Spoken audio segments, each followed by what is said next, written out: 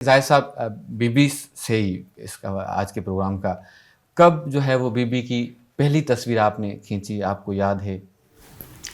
میں نے تصویر بنائی تھی 1972 میں، جب وہ شملہ جا رہی تھیں بھٹو صاحب کے ساتھ صحیح. لاہور ایئرپورٹ میں. اس وقت میں مساوات لاہور میں تھا اور ہماری ٹیم پوری کور کر رہی تھی اس کو. رپورٹر تھے، ہم 2 فوٹوگرافر گئے تھے، جس میں سے ایک فوٹوگرافر ہمارا جو سینئر تھا وہ پھر شملہ تک گیا ساتھ. صحیح. نازک سی ایک لڑکی، اسے ایج کم تھی، وہ بالکل دبلی پتلی سی لڑکی مجھے ابھی بھی یاد آتی ہے. تو وہ ایک سائڈ پہ بالکل کھڑی ہوئی تھی خاموش، کیونکہ بھٹو صاحب صحافیوں سے بات کر رہے تھے کھڑے کھڑے. تو پہلی تصویر میں نے وہاں بنائی تھی ان کی. پھر وہ بھٹو صاحب کے ساتھ چلتے ہوئے جا رہی ہیں، پھر وہ جہاز میں چلی گئی. پھر اس کے بعد ہمارا کام ختم ہو گیا. تو پھر واپسی جب آئے ہیں وہاں سے شملہ سے، تو اس وقت تو بس یہ ایسا تھا کہ جیسے کوئی جادو ہوا ہے. تھوڑی سی جھلک نظر آئی تھی، پھر وہ کہاں گئیں، کیونکہ وہ جلدی سے جا کے گاڑی میں بیٹھ گئے اور انہوں نے گھر جانا ہوگا. صحیح. اور جبکہ بھٹو صاحب نے تو پوری تفصیلی پریس کانفرنس کرنا تھی کہ وہاں سے ہم کیا کر کے آئے ہیں. بڑا زبردست دورہ تھا، اور یہ پاکستان کی کیا دنیا کی تاریخ کا ایک انتہائی یعنی معجزہ ہے. میں تو کہہ رہا ہوں کہ اس آدمی نے جادو دکھایا. خالی ہاتھ گئے تھے وہ. آپ کے ہزاروں قیدی فوجی قید میں تھے انڈیا کی، اور زمین آپ کی کتنے ہزاروں مربع میل اس پہ قبضہ تھا ان کا. پھر سرکاری نوکر دوسرے بھی تھے، بیوروکریٹ یہ وہ، اس میں صحافی بھی تھے کچھ.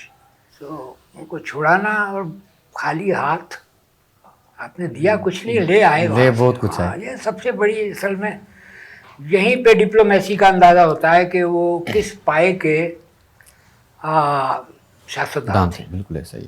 تو پھر بی بی کا جو سیاسی سفر ہے وہ کب سے آپ نے کور کیا؟ کیونکہ میں نے کہیں یہ پڑھا تھا کہ جب بھٹو صاحب جیل میں تھے تو انہوں نے ایک خط لکھا تھا بیگم بھٹو کو، اور انہوں نے کہا تھا کہ آپ نکلیں، موبلائزیشن کریں، عوام میں نکلیں، جائیں، بینظیر صاحب کو ساتھ لے کے جائیں.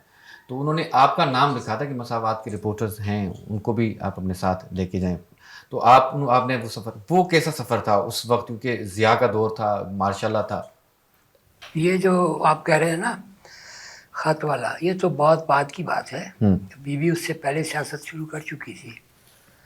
یہ 5 جولائی میں جب یہ تختہ الٹا ہے ایک منتخب حکومت کا، یہ سارے بچے یہیں تھے اس وقت، اتفاق سے پاکستان میں ہی تھے، کیونکہ مرزا بھی پڑھ رہا تھا، بی بی پڑھ چکی تھی، کچھ حصہ باقی تھا اس کا.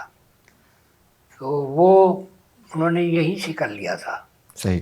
اور شاہ نواز تو بہت چھوٹا تھا، اس کی تو بہت تعلیم باقی تھی. تو 7 جولائی کو یہ اسلام آباد سے کراچی آئی تھی. 5 جولائی کو تختہ الٹا تھا، بھٹو صاحب کو قید میں ڈال دیا تھا مری میں. 7 جولائی کو جب آئی ہیں تو ظاہر ہے مساوات کی مینیجنگ ڈائریکٹر تھیں بیگم نصرت بھٹو، تو ہماری مالکن تھیں. بالکل. تو ہمیں ہر موومنٹ کا پتہ ہوتا تھا. تو ہم جیسے ہی وہ ان کا ارائیول ہوا ہم وہاں پہنچ گئے تھے. ہمارے چیف رپورٹر تھے عنایت حسین، اور میں تھا. 2-3 ہمارے اور ساتھی جو مساوات کے ہی تھے وہ بھی چلے گئے تھے ساتھ میں. ویسے کیونکہ بڑا واقعہ ہو گیا تھا نا، گورنمنٹ گئی آپ کی اور بھٹو صاحب کو انہوں نے ڈیٹین کیا ہوا تھا. جس کو اطلاع ملتی رہی کراچی میں جتنے پیپلز پارٹی کے ورکر تھے وہ جمع ہونا شروع ہوئے. شام تک وہاں پہ 70 میں اچھا خاصا اجتماع ہو گیا تھا. صحیح.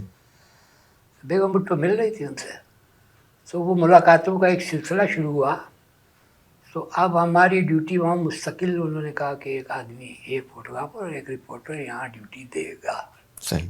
آپ چاہے تو ایک دن میں کر لے اور ایک شام میں کر لے، لیکن میں یہ چاہوں گی کہ ایک ہی ٹیم رہے تاکہ صبح سے شام تک جو ہوا ہے ان کے اس کو کور کر لے سارا. تو ریپلیسمنٹ آئے گی، ان کو پتہ نہیں ہوگا صبح کیا ہو چکا ہے. بالکل ایسے ہی. تو پھر میں اور عنایت حسین جن کو مذاق میں ہم مساوات والے حسین برادران کہتے تھے حسین ہم برادر، دونوں کو. ہاں، کیونکہ آپ زاہد حسین، وہ عنایت حسین. وہ عنایت حسین، صحیح. وہ عنایت حسین ایسے عنایت حسین نکلے کہ وہ 70 کلفٹن میں گئے تو اس کے بعد وہ 70 کلفٹن سے نہیں نکلے.